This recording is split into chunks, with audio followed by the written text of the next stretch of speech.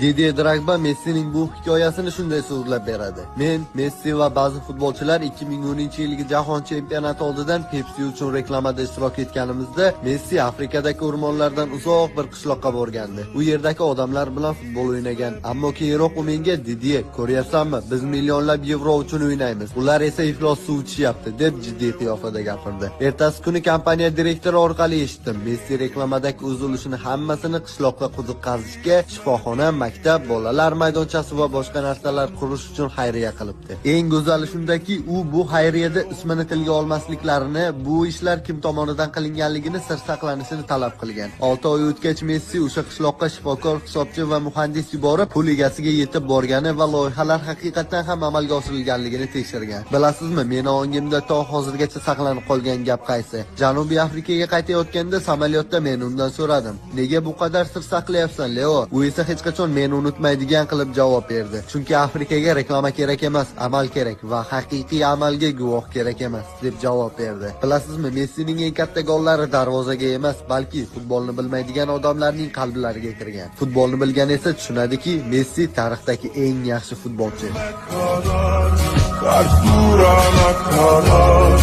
Aşk mezara kadar sakın ha